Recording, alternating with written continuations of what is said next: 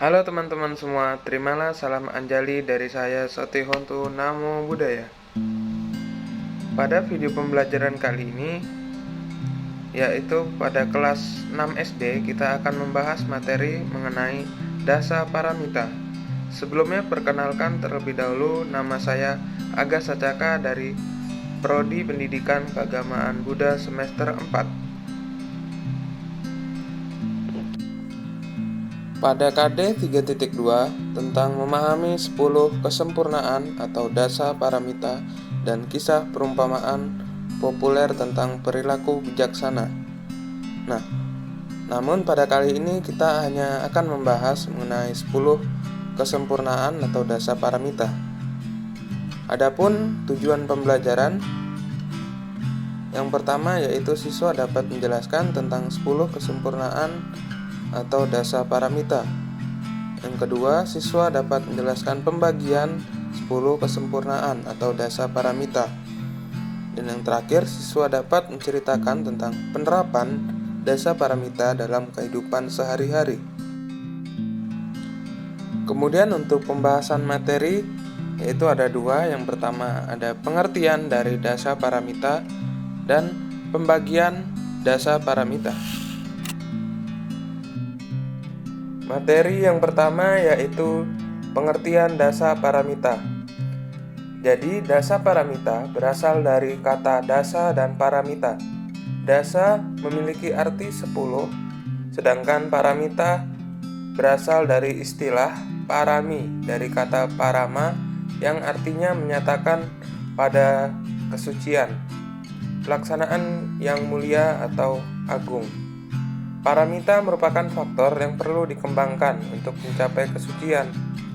Semua Buddha sebelum mereka mencapai kebudaan melaksanakan paramita ini dengan penuh kesempurnaan. Jadi, dasa paramita merupakan 10 faktor yang perlu dikembangkan untuk mencapai kesucian. Selanjutnya pada materi yang kedua yaitu pembagian dasa paramita. Baik, yang pertama yaitu dana paramita. Dana paramita merupakan perbuatan luhur tentang beramal, mengkorbankan, baik berupa materi maupun non-materi. Perbuatan baik ini dibagi menjadi dua, yaitu ati dana dan mahati dana. Nah, ati dana ini apa sih?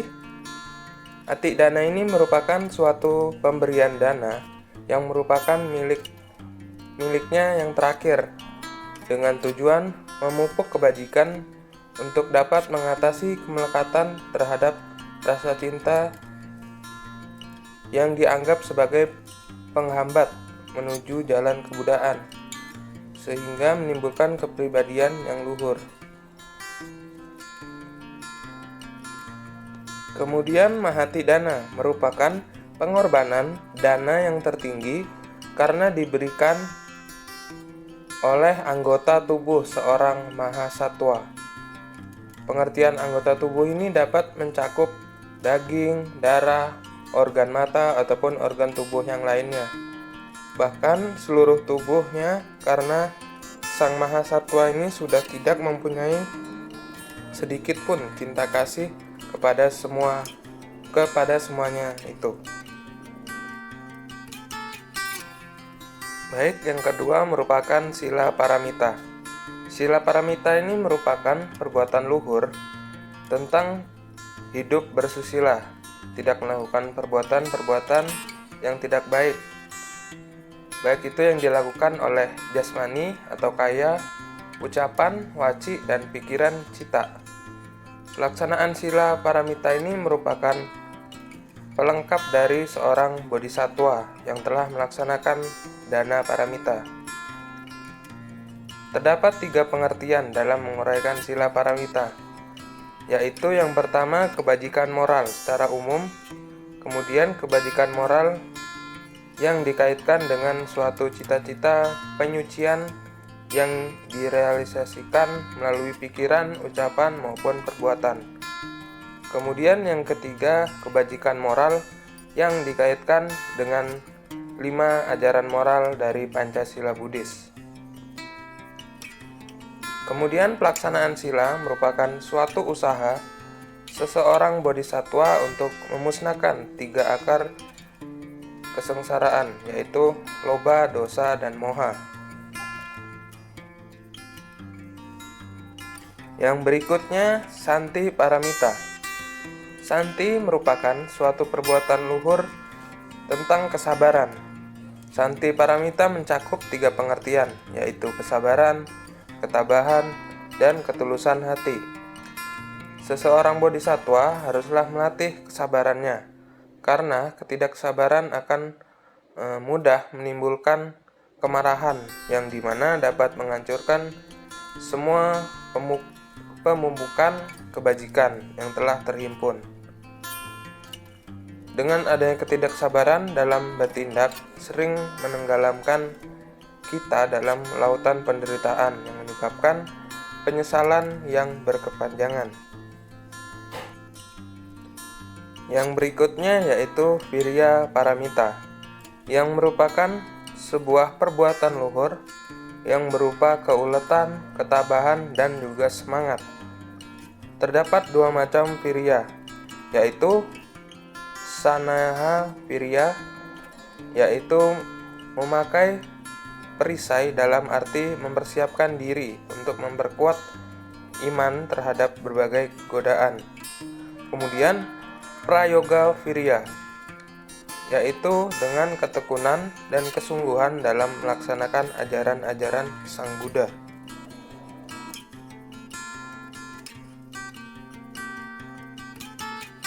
Berikutnya, Dhyana Paramita. Dhyana berarti usaha untuk mengalami dan memperoleh ketentraman dan ketenangan atau samatha yang berkaitan dengan konsentrasi mental atau meditasi. Seorang bodhisattva dalam upaya melatih dhyananya akan meninggalkan kehidupan berumah tangga dan menjalankan kehidupan suci di tempat-tempat terpencil seperti hutan. Dan selanjutnya seorang bodhisattva harus melatih meditasi dengan 4 Brahmawihara, yaitu cinta kasih, kasih sayang, simpati, dan ketenangan hati. Dhyana Paramita ini menunjukkan kepada kita arti penting dari pelaksanaan meditasi. Melalui meditasi yang diharapkan akan memiliki konsentrasi yang baik, sehingga mampu mengembangkan sifat-sifat luhur.